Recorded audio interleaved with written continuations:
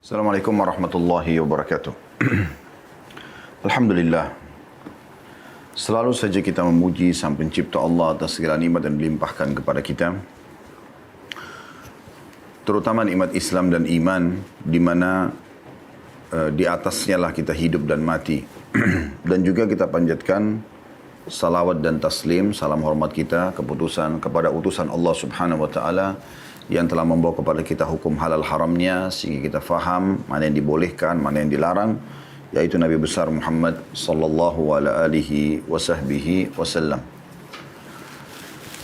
Saudaraku seiman, para teman-teman tenaga medis, saya tidak bisa menyebutkan satu persatu siapapun Anda yang ikuti acara ini, dan juga seluruh ikhwan dan akhwat kita, kaum muslimin muslimat di seluruh pelosok tanah air Nusantara yang mengikuti dari medsos Khalid Basalamah Official, baik di YouTube, di Instagram, juga di Facebook.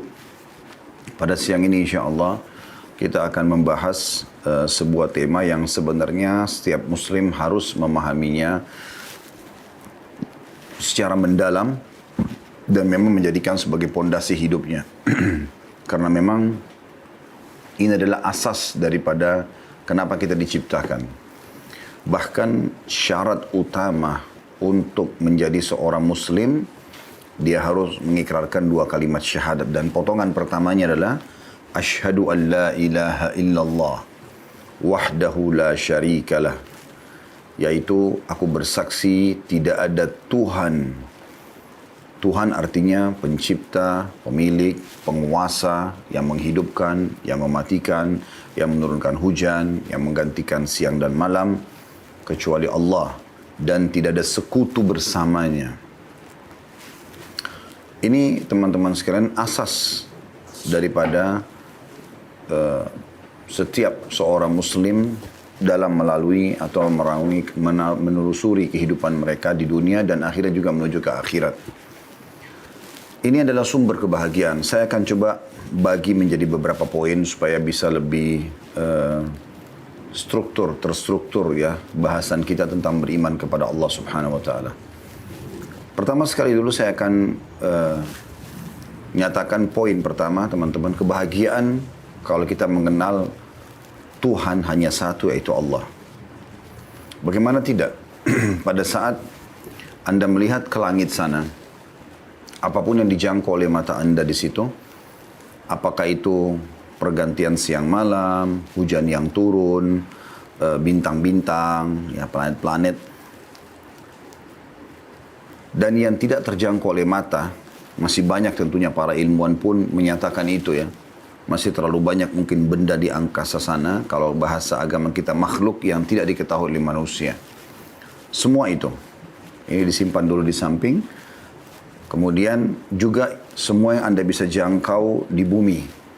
Misalnya, kita manusia dengan beragam macam perbedaan ya, paras wajah, postur tubuh, warna kulit, bahasa, ya, ini semuanya dengan karakter-karakternya tentunya. Begitu juga dengan hewan-hewan dari semut yang kecil sampai gajah yang besar, dengan ciri khasnya semuanya, populasinya gitu kan. Sistem pertahanan, pencernaan, dan segala macam yang para ilmuwan sudah mengadakan penelitian mendalam. Gitu. Begitu juga dengan pohon-pohon, tumbuh-tumbuhan, dari rerumputan sampai ke pohon beringin. Dari hasil buah-buahan yang bisa diambil dari pohon tersebut, ini jeruk, ini apel, ini anggur, ini pepaya, ini durian, dengan beragam macam bentuk, warna, aroma, cita rasa. Begitu juga yang tidak terjangkau oleh mata kita, seperti adanya golongan jin. Kita nggak bisa jangkau dengan panca indera kita. Juga ada beberapa yang di tubuh kita sendiri, teman-teman sekalian, yang kita sebenarnya bisa merasakan tapi tidak nampak. Jadi tidak semua yang tidak bisa nampak itu tidak ada. Bahkan banyak bukti yang tidak nampak oleh mata manusia pun memang ada. Contoh misal, perasaan kita sendiri. Kita suka, benci, lapar, kenyang, mengantuk. Ya. Apa saja perasaan-perasaan ini kita bisa rasakan. Tetapi kita nggak bisa lihat wujudnya.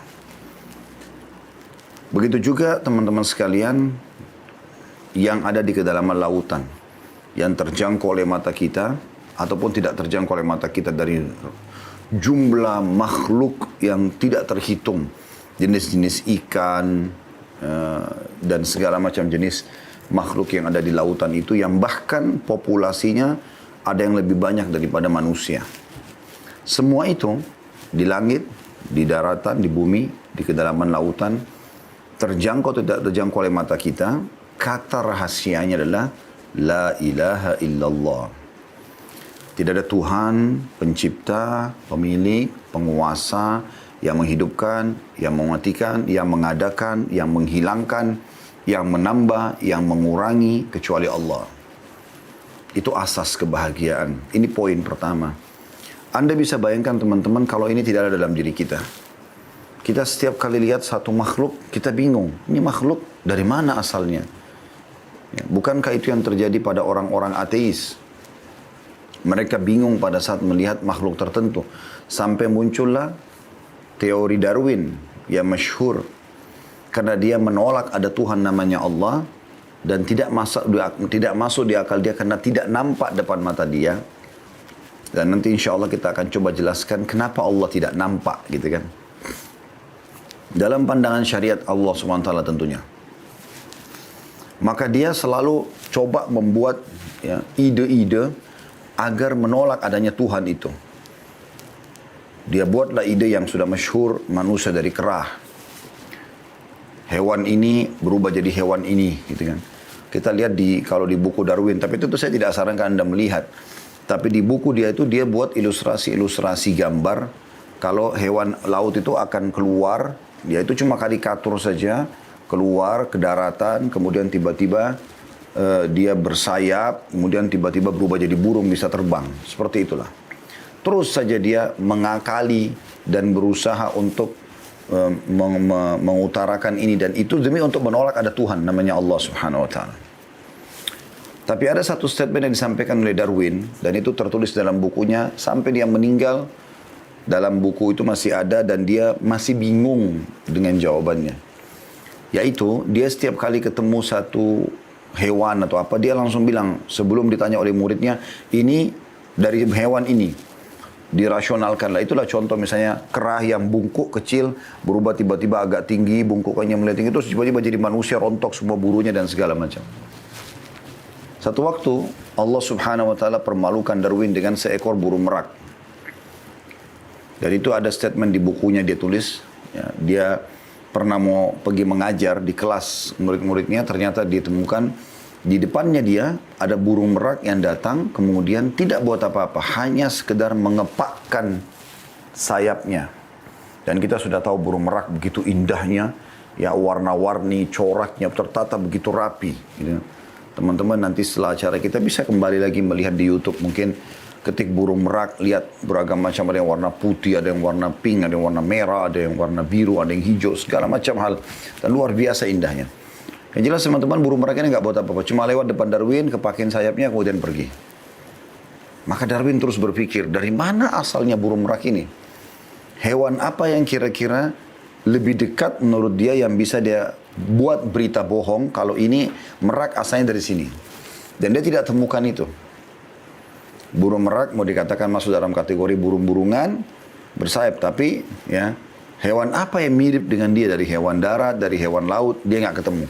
Maka dia berkata, sampai dia meninggal statement itu masih ada, saya terus muak kalau mengingat burung merak yang saya temui pada saat menghalangi jalan saya, karena saya tidak pernah tahu dari mana asalnya. Jadi seorang ilmuwan yang sudah dianggap ya, berilmu, berpengetahuan di kalangan orang-orang ateis, bingung dari mana asalnya burung merak. Anda kalau beriman kepada Allah Subhanahu wa taala, mau burung merak atau yang lainnya, sebagaimana saya bilang tadi, terjangkau tidak terjangkau di langit, di bumi, di lautan, ya, kata kuncinya Allah penciptanya. Dan ini kebahagiaan yang luar biasa, karena akhirnya kita tahu, oh ternyata kita sama saja dengan yang lainnya, kita ini makhluk, ya. Kita sama-sama ada di muka bumi ini, tentu dengan tujuan dasar, dan akhirnya kita juga nanti akan terarah kepada sebuah poin, oh ternyata pasti ada tujuan kenapa saya diciptakan. Dan Allah sebutkan itu dalam surah Az-Zariyat. A'udzu billahi minasyaitonir rajim wa ma khalaqtul jinna wal insa illa liya'budun. Aku tidak ciptakan kata Allah jin dan manusia kecuali untuk menyembah kepadaku. Baik. Poin yang kedua teman-teman, saya coba mengajak teman-teman untuk tadabbur ayat-ayat Al-Quran. Dan saya berharap teman-teman bisa buka Al-Quran ya lebih baik. Kalau misalnya Anda handphonenya lagi tidak dipakai untuk tonton live ini, Anda bisa lihat aplikasi Al-Quran. Atau kalau misalnya Anda menggunakan handphonenya bisa pakai mushaf. Apalagi kalau ada terjemahan di rumah, coba dibuka surah Ar-Rum. Ya, saya berharap teman-teman semuanya ikutin ini tadabburnya ya. Supaya Anda mendapatkan fakta dan argumentasi tentang memang beriman kepada Allah itu. Bisa dibuka surah nomor 30 dalam Al-Quran, surah Ar-Rum. Dimulai dari ayat 8. Saya akan coba baca sambil menunggu teman-teman yang lain kalau belum membuka surah Ar-Rum, surah nomor 30 mulai dari ayat 8. Saya bacakan. A'udzu billahi minasyaitonir rajim. Awalam yatafakkaru fi anfusihim ma khalaqallahu as-samawati wal arda wa ma bainahuma illa bil haqqi wa ajalin musamma wa inna katsiran minan nasi bi liqa'i rabbihim lakafirun. Terjemahannya, dan mengapa mereka tidak memikirkan tentang kejadian diri mereka? Manusia, dari mana kita asalnya? Ada surah juga dalam Al-Quran teman-teman namanya surah Al-Insan. Ya. Allah subhanahu wa ta'ala mengingatkan di ayat pertamanya. Tidakkah ada waktu bagi manusia itu untuk duduk merenungi dari mana asal dia? Dalam banyak ayat yang lain, dari air yang terhina, sperma. Kita tahu sperma itu, tentu bagi teman-teman yang sudah berumah tangga tidak asing lagi. Sperma itu kalau dia sudah ditumpahkan oleh seorang pria, dia akan buang. Dia akan cuci, dia sudah buang. Padahal itu sebenarnya manusia, kita dari situ asalnya. Makanya Allah mengatakan ma'in mahin, air yang terhina sebenarnya. Perempuan pun begitu. Kalau sudah tertumpahkan sperma suaminya di rahimnya, mohon maaf saya bicara ini, tapi memang harus diungkapkan faktanya. Ya. Maka pada saat dia selesai berbiologis, dia akan cebok, dia akan bersihkan, dia akan buang. Tertinggallah saja yang tertinggal dengan izin Sang Pencipta, mana yang akan membuahi sel telurnya nanti. Tapi kalau tidak, nggak ada orang yang sengaja menaruh spermanya, dibuang. Itu asal manusia. Itulah asal kita semua. Bagaimana kita tidak coba menyadari dan berpikir, kalau kita ini berarti ada yang mengadakannya. Bukan begitu saja. Allah di sini ajak berpikir kita, di ayat 8-nya. Dan mengapa mereka manusia tidak memikirkan tentang kejadian diri mereka? Tanda tanya. Lalu Allah tidak menjadikan langit dan bumi, seluruh yang di langit, seluruh yang di bumi, dan apa yang ada di antara keduanya. Melainkan, jadi apapun yang ada awan, ada burung yang terbang dan segala macam, melainkan dengan tujuan yang benar. Ada maksud Allah ciptakan kita. Bukan begitu saja. Kita bukan ada di sini cuma makan, cuma tidur. Nah, ada sesuatu yang Allah inginkan pencipta di sini. Dan waktu yang sudah ditentukan, pasti dia akan mati. Sehebat apapun Anda menjaga kesehatan, apalagi kita sedang bicara sama teman-teman medis, tidak asing bagi Anda. Anggap Anda olahragawan, anggap Anda makan semua makanan sehat, anggap Anda menjaga lingkungan sesehat mungkin, sebersih mungkin, seasri mungkin. Kalau tiba ajalnya, mati. Bukankah itu jadi sebuah pertanyaan? Kalau memang betul manusia punya sesuatu, ya tidak ada pencipta yang artinya dia di sini punya power, maka dia bisa pasti pertahankan dirinya. Pasti akan ada profesor-profesor Anda yang akan tinggal sampai sekarang karena mereka ahli di bidang itu. Tetapi ajal datang, Allah mengatakan, dan waktu yang telah ditentukan. Kalau sudah saatnya mati, akan mati. Ya. Dan sesungguhnya kebanyakan di antara manusia benar-benar ingkar akan pertemuan dengan Tuhannya. Baik, itu ayat 8. Coba lebih dalam kita masuk lagi ayat 9-nya. Ini bukan saya yang berbicara. Allah subhanahu wa ta'ala berbicara. Di kitab suci Al-Quran. Di mana kitab ini jelas sekali. Ya, bagaimana Anda Harusnya sebagai seorang muslim membacanya, menjadikan pedoman hidup, dan sudah ada terjemahnya dalam seluruh bahasa di muka bumi ini. Ayat 9 Allah mengatakan, awalam yasiru fil ardi fayanzuru kaifa kana akibatul ladina min qablihim kanu ashadda minhum quwwatan wa atharul arda wa amaruha akthara mimma amaruha wa ja'atuhum rusuluhum bil bayyinat fama kanu liyadhlimahum fama kana Allah liyadhlimahum walakin kanu anfusahum yadhlimun. Dan apakah mereka tidak mengadakan perjalanan di muka bumi? Tidakkah kalian pergi safar, lihat di muka bumi ini. Dan perhatikan bagaimana akibat dalam kurung yang diderita oleh orang-orang sebelum mereka. Orang-orang yang tidak beriman kepada Allah maksudnya. Apakah sekarang, di zaman kita sekarang, kita bicara lingkup di waktu kita sekarang. Apakah masih ada orang di zaman sekarang, kecuali sedikit sekali ya, yang tidak mengenal kisah Nabi Nuh? Seluruh dunia, bahkan orang-orang ateis pun tahu kisah Nabi Nuh. Bahkan mereka coba memfilmkan kisah Nabi Nuh alaihissalam. Orang yang beriman kepada Allah dan beriman kepada risalah Nabi Nuh alaihissalam selamat, dan yang lainnya tenggelam hancur. Dan itu jelas kisahnya. Kalau seorang muslim ada surah dalam Al-Quran. Banyak. Surah Al-A'raf menceritakan tentang para nabi-nabi. Surah Al-Anbiya, surah Al-Qasas. Ya. Banyak sekali yang menceritakan tentang kejadian-kejadian tersebut. Ada di Irak peninggalan Namrud, raja yang zalim dan kufur kepada Allah Subhanahu wa taala dan juga kepada risalah Nabi Ibrahim alaihissalam. Ia mencoba untuk membakar Nabi Ibrahim. Kisah yang masyhur tentang Nabi Ibrahim, hampir seluruh mayoritas manusia di muka bumi ini faham masalah itu. Karena kan dari populasi manusia 7,5 miliar di muka bumi ini, itu sekitar hampir 6 miliaran lah. Itu orang-orang propetis, agama propetis. Maksudnya Samawi, orang Yahudi, Nasrani, orang Islam. Dan ini semua tahu kisah Nabi-Nabi ini. Mayoritas manusia itu tahu tentang masalah ini. Kisah Nabi Ibrahim alaihissalam dia tahu. Tidak asing. Sebagian kecil orang-orang yang memang penyembah berhala, Hindu, Buddha mungkin yang tidak kenal masalah itu. Tapi kalau yang lainnya, kenal. Mayoritas manusia, tahu kisah. Dan sampai hari ini teman-teman kalau selesai acara kita bisa ketik di Google, peninggalan kerajaan Namrud di Babilonia, di Irak. Akan kelihatan itu, patung-patungnya, sisa-sisa istananya ada. Bahkan ada di sebagian wilayah itu, tapi disebutkan sini wilayah Turki ya, ada tempat yang diyakini dua tiang dilemparnya Nabi Ibrahim alaihissalam menuju ke api. Kemudian juga ada kisah Nabi Lut alaihissalam, kaum Lut. Ya. Nabi Lut alaihissalam di Laut Mati antara Palestina dan Jordania.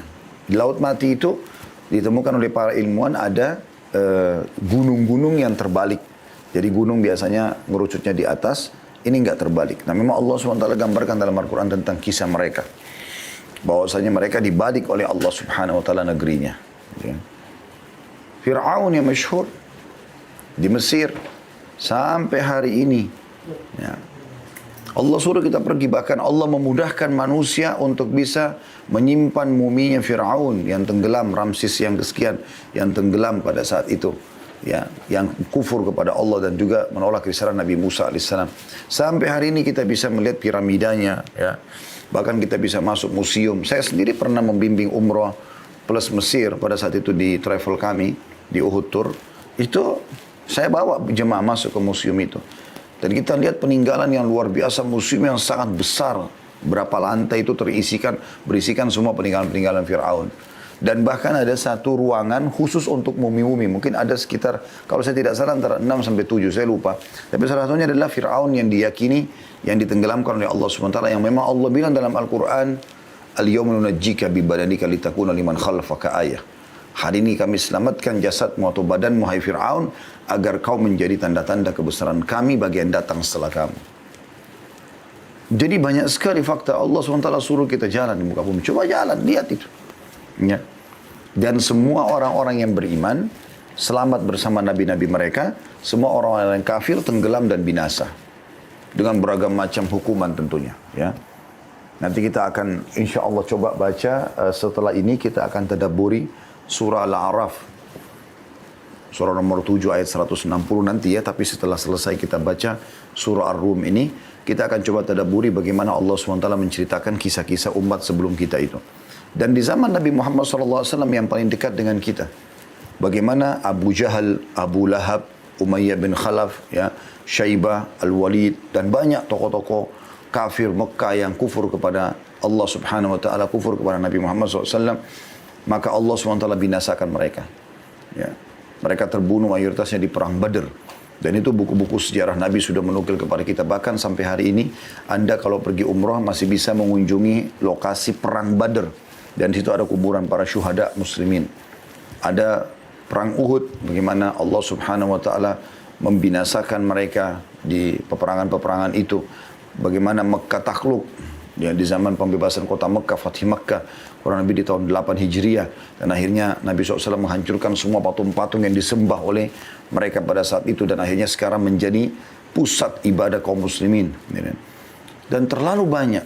Allah SWT mengatakan, dan apakah mereka tidak mengadakan perjalanan di muka bumi dan memperhatikan bagaimana akibat yang diderita oleh kaum-kaum sebelum mereka. Ada juga tempatnya Nabi Saleh, itu di Madain Saleh namanya, kurang lebih ya seingat saya 4 jam naik bus dari Madinah. Insya Allah nanti kalau teman-teman umroh sudah dibuka lagi, setahu saya pemerintah Saudi juga akan sudah membuka diri untuk bisa para turis atau orang-orang umroh haji itu bisa mendatangi lokasi-lokasi bersejarah. Di antaranya itu dari kota Madinah sekitar 4 jam, Anda bisa datangi Madain Saleh. Saya pernah ke sana, ya. Jadi di situ peninggalan kaum Saleh, bagaimana bahkan ada gunung yang diyakini tempat keluarnya untanya Nabi Saleh yang mereka bunuh. Itu ada fakta-fakta dan bangunan-bangunan mereka masih ada. Allah Subhanahu wa taala menyuruh kita melihat itu semua, ya. Kemudian teman-teman sekalian, Allah mengatakan orang-orang itu adalah lebih kuat dari mereka. Dari kita sekarang, mereka dulu itu lebih kuat secara fisik. Dan telah mengelola bumi serta memakmurkannya lebih banyak dari apa yang telah mereka makmurkan. Dan telah datang kepada mereka rasul-rasul mereka dengan membawa bukti-bukti nyata, dengan mukjizat. Maka Allah sekali-kali tidak berlaku zalim kepada mereka, akan tetapi mereka lah yang berlaku zalim kepada diri mereka sendiri. Lalu Allah selanjutnya mengatakan di ayat 10-nya, ثُمَّ كَانَ عاقبة الذين أساءوا السوء أن كذبوا بآيات الله وكانوا بها يستهزئون. Kemudian akibat orang-orang yang mengerjakan kejahatan adalah siksaan yang lebih buruk karena mereka mendustakan ayat-ayat Allah dan mereka selalu mengolok-oloknya. Uniknya manusia ini, mereka dari bayi jalan pun belum bisa, lalu dibuatlah tahapan itu oleh Sang Pencipta Allah. Karena tidak mungkin nggak ada tahapan ini. Kita pun sebagai orang tua, saya masih punya bayi di rumah. Alhamdulillah, Masya Allah. Tapi saya lihat sendiri, kemampuan saya di mana sebagai seorang ayah untuk memaksakan dia jalan dan berlari? Belum bisa. Harus mengikuti proses. Nah, proses ini siapa yang membuatnya? Kenapa dia bayi dulu keluar, kecil, masih belum bisa buat apa-apa, bahkan mungkin penglihatannya belum terlalu jelas, pendengarannya segala macam. Kemudian datang tahapan-tahapan, setelah itu mulailah dia tengkurap, mulailah dia merespon, mulailah dia, seperti teman-teman sudah tahu semuanya tentunya, tidak asing di alam kita manusia. Kemudian mulailah dia merangkak, kemudian mulai dia duduk, mulai dia berjalan satu-satu tertati-tati, kemudian mulai dia berlari, mulailah dia bisa berbicara, itu pun awalnya belum fase, sampai dia tahapan seperti kita. Subhanallah, manusia banyak melupakan tahapan itu. Allah SWT mengatakan dalam ayat lain, فَإِذَا هُوَ خَصِيمُ مُبِينٌ. Yang uniknya manusia, setelah begitu mereka besar, begitu mereka jadi sarjana, tiba-tiba jadi pembangkang yang nyata. Nggak ada Tuhan. Mana Tuhan? Mana buktinya? Datangkan kepada saya. Loh, kamu sendiri dari mana asalmu? Kok bisa tidak berpikir? Gitu. Kalau tidak ada Tuhan, bagaimana semua ini bisa ada? Masuk akal nggak teman-teman? Anda lagi di rumah masing-masing sekarang. Masuk akal nggak rumah Anda tiba-tiba ada tanpa ada yang membangunnya? Tanpa ada yang merancang, menata bangun. Nggak ada insinyurnya, nggak ada tukang batunya. Nggak bakal bisa terjadi. Listrik, sekarang juga ini. Anda sekarang mengikuti ceramah kita. Apakah tiba-tiba ada begitu saja internet ini tanpa ada yang mengaturnya semuanya? Pasti kan ada penataannya. Tidak mungkin. Nah, kadang-kadang manusia subhanallah tidak berpikir. Keran aja di kamar mandi Anda, kalau tidak ada yang buka, tidak akan nyala airnya. Kan tertutup. Tapi kadang-kadang mereka tidak berpikir itu. Bahkan subhanallah di depan matanya hujan turun. Awan jalan, turun air. Dia juga masih belum berpikir, oh ternyata ada yang menata itu. Ada penciptanya. Pergantian siang malam. Lampu ini tidak akan nyala kalau tidak ada yang nyalakan, tidak ada yang atur instalasi listriknya. Bagaimana dengan pergantian siang malam? Tiap hari kita alami malam, terbenam matahari gelap. Masa nggak ada yang atur tuh? Terus tiba-tiba pagi terbit matahari terang. Masa nggak ada yang atur? Bodoh benar manusia tidak berpikir ke situ. Nah, kebahagiaan kita tadi saya bilang di poin pertama tadi. Ini kan kita sudah di poin kedua tadabbur ayat ya. Poin pertama tadi adalah kebahagiaan kalau Anda sudah mengenal Tuhan Anda Allah. Karena semua ini ngerucut nanti, oh ternyata cuma satu Tuhannya. Ini loh. Ini loh Raja, ini loh Tuhan yang memang menciptakan saya dan tinggal saya ikutin. Kemudian ayat 11-nya Allah mengatakan, Allahu yabda'ul khalqa thumma yu'iduhu thumma ilaihi turja'un. Allah lah yang telah menciptakan dalam kurung manusia dari permulaan. Tetes sperma sampai sel telur ketemu. Ya. Saya sampai pernah bilang sama istri saya, kita ini hanya dapat status orang tua.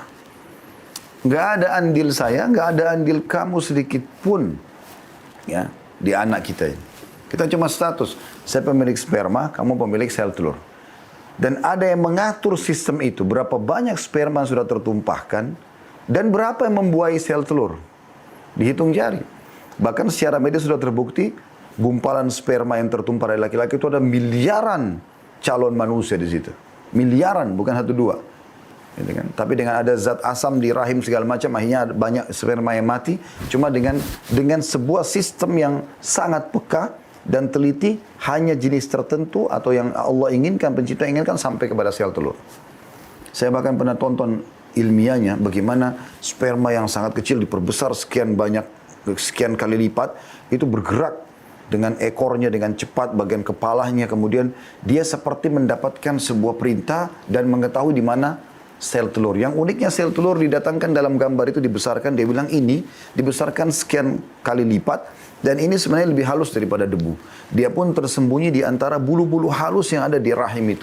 Bagaimana dia bisa tersembunyi di titik itu, kemudian bagaimana sperma tahu titik itu. Dan begitu dia tersentuh, secara ilmiah ternyata ekornya pun dilepaskan oleh sperma itu. Karena kalau tidak dia akan merusak sel telur itu. Masuk ke dalam, kepalanya pun katupnya terbuka dan di dalamnya ada inti sperma. Dan itu nanti akan membuahi dan berubahlah proses manusia sebagaimana Anda sudah tahu tentunya. Dari gumpalan darah terbagi sampai berbentur-bentuk tengkoraknya dan segala macam. Saya waktu lihat itu luar biasa secara ilmiah. Bagaimana memang keajaiban penciptaan itu ada. Dan sangat bodoh orang kalau menganggap dirinya tidak ada Tuhannya. Gitu kan. Maka Allah mengatakan, Allah lah yang menciptakan kalian, hai manusia. Dari permulaan, dari tidak ada apa-apa. Kemudian, mengembalikan kalian hidup kembali lagi nanti. Setelah mati ada kebangkitan hari kiamat. Kemudian kepadanya lah kamu akan dikembalikan. Pasti kita akan kembali kepada Sang Pencipta Allah. Teman-teman tolong ikuti proses poinnya ya. Nanti kita akan sampai ke perucut poin insya Allah di akhir. Saya berharap kita akan sampai ke poin, oh iya ternyata ada Tuhan saya Allah. Termasuk kita akan jelaskan kenapa Allah tidak terlihat insya Allah. Kemudian ayat 12-nya Allah mengatakan wa yauma taqumus sa'atu yublisul mujrimun. Dan pada hari kiamat nanti orang-orang yang berdosa akan terdiam putus asa. Yang tidak yakin semua ini akan putus asa mereka. Mereka tidak akan pernah lagi bisa memperbaiki kalau sudah meninggal ya. Makanya saat hidup Allah SWT sudah berikan kita akal fikiran sebagai perangkat, hati nurani ya. Turun kitab Al-Quran, turun kitab sebelum kita Injil, turun sebelumnya Taurat, ada Zabur, ada Taurat, ya. Semua itu ada utusan-utusan Allah Subhanahu Wa Taala, para nabi-nabi dan rasul yang menyampaikan risalah Allah Subhanahu Wa Taala dengan kisah-kisah mereka yang banyak sekali. Sebagaimana saya bilang nanti, insya Allah kita akan tadabburi ayat-ayatnya di surah Al-A'raf ya. Ayat 13-nya, walam yakun lahum min syurakaihim syufa'a'u wa kanu bi syurakaihim kafirin. Dan sekali-kali tidak ada pemberi syafaat atau pertolongan bagi mereka nanti di hari kiamat dari berhala-berhala mereka. Dan adalah mereka mengingkari berhala mereka itu. Ya ini Allah Subhanahu Wa Taala menyinggung penduduk Mekah. Karena pada saat itu mereka menyembah patung-patung. Dan sampai zaman kita sekarang pun begitu. Masih banyak di zaman era modern seperti sekarang yang menyembah berhala. Bukankah masih ada orang yang menganggap patung sebagai Tuhannya? Sehingga mereka sembah. Mereka beri nama. Yang uniknya patung ini teman-teman, mereka yang pahat. Ya. Mereka yang bentuk matanya, mulutnya, hidungnya. Dan uniknya tidak bisa bicara. Dia bahkan yang warnai, kemudian dia taruh di tempat yang dia mau sembah, kemudian dia anggap Tuhan. Wahai Tuhan, berikan saya kesehatan, berikan kekuatan. Padahal kalau rusak Tuhannya, dia yang perbaikin. Dan kenapa kita nggak coba bercermin dengan ini semua teman-teman sekalian? Ada seorang sahabat Nabi namanya Amr bin Jamuh radhiyallahu anhu, ini penduduk Madinah. Orangnya mati syahid di perang Uhud setelah itu masuk Islam. Jadi kisah awal masuk Islamnya itu, anak-anaknya semua masuk Islam. Beriman, oh ya ada Tuhan namanya Allah, beriman pada risalah Nabi Muhammad SAW. Dan mereka sangat yakin ini kebenaran. Karena memang apa yang disampaikan semuanya baik-baik. Jujur, amanah, tanggung jawab, bakti sama orang tua, jenguk orang sakit. Semua baik-baik dan janji-janjinya positif semua. Dapat ini, dapat ini, dapat ini, dapat ini gitu. Dan semua yang dilarang, dusta, mencaci maki, mencuri, berzina, mengganggu orang dan segala macam itu buruk. Dan diberikan ancaman-ancaman. Yang jelas teman-teman sekalian, anak-anak Amr bin Jamuh ini beriman. Mereka ajak ayah mereka untuk masuk Islam tapi tidak mau. Penyembah berhala fanatiknya luar biasa. Sampai di kamarnya itu ada Tuhannya dia, patung itu. Lalu mulailah anak-anaknya berpikir, bagaimana caranya supaya orang tua kita ini mau beriman gitu, kepada Allah Subhanahu Wa Taala. Maka mereka pun ambil inisiatif. Pada saat ayah mereka tidur di malam hari, maka anak-anak Amr bin Jamuh ini mengambil patung yang disembah oleh ayah mereka itu, kemudian meletakkan di tempat kotoran, maaf, azakumullah, semoga Allah muliakan kita, kalau kita kayak pembuangan kotoran WC gitu ya, di sebelah rumah, penuh kotoran, dicemplungin di situ Tuhannya. Udah dibiarin aja begitu. Besok Amr bin Jamuh habis mandi segala macam seperti biasa sebelum beraktivitas mohon-mohon sama yang dia anggap Tuhan patung itu. Kemudian dia datang cari tempatnya, nggak ada, Tuhannya hilang gitu. Lalu dicari sama dia, di mana Tuhannya ini? Keliling-keliling di sebelah rumah rupanya. Dan ada di atas tempat kotoran. Penuh belepotan dengan kotoran manusia, kotoran hewan di situ. Dia marah, dia bilang, siapa yang buat begini kepadamu, hai Tuhan? Kemudian diambil sama dia, dicuci, dibersihkan Tuhannya. Ditaruh minyak wangi, dibubui minyak wangi, lalu ditaruh kembali di tempatnya. Kemudian dia gantungkan pedang di lehernya. Sambil dia mengatakan, wahai Tuhan, kalau seandainya ada lagi yang mau ganggu kamu, lawan dia. Kebodohan, makanya zaman itu dinamakan dengan zaman jahiliyah. Tapi yang lebih unik lagi, kalau sekarang ada zaman lebih jahiliyah. Karena di zaman era modern masih ada orang penyembah berhala ini. Ya. Patung-patung yang dia buat sendiri, semuanya iftira, kebohongan. Dia yang beri nama, dia yang ukir, dia yang perbaiki, kalau rusak baru dipanggil Tuhan. Dari mana ini semua? Maka teman-teman sekalian, Amr bin Jamuh pada saat tidur malam hari, anak-anaknya ambil patung itu, terus dicabut pedangnya, diganti dengan bangkai anjing. Kemudian ditaruh lagi di tempat kotoran yang sama kemarin. Amr bin Jamuh bangun tidur, cari Tuhannya, nggak ada, hilang lagi Tuhannya. Dia ingat kemarin ada tempat kotoran itu, lalu dia pergi ke sana lagi. Pas dia pergi ke sana, dilihat sama dia. Maka dia langsung mengatakan, kalau kau benar-benar Tuhan, pasti kau akan bisa membela dirimu. Karena dia lihat bagaimana bisa di lehernya, pedangnya pun diganti dengan bangkai anjing. Dan tidak bisa buat apa-apa. Dan memang betul, seperti itulah. Kita ini teman-teman sekalian, selain Allah Subhanahu Wa Taala, kita, malaikat, jin yang tidak nampak ya, malaikat jin yang nampak pun batu, air, api, segala macam. Yang nampak tidak nampak ini kita semua adalah makhluk. Kita sama-sama makhluk. Kita sama-sama makhluk.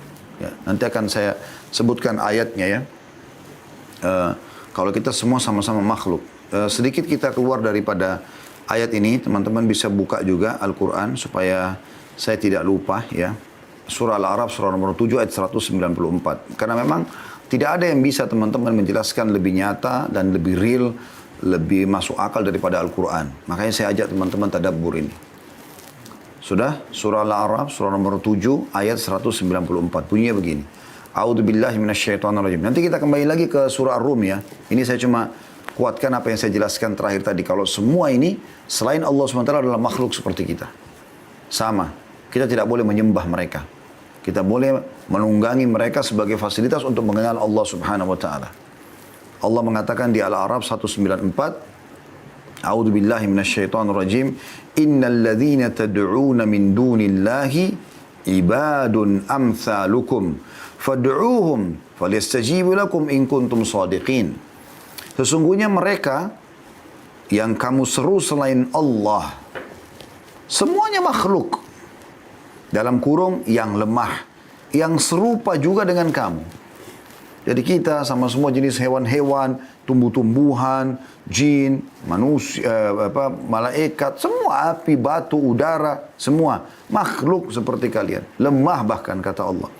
Maka serulah mereka.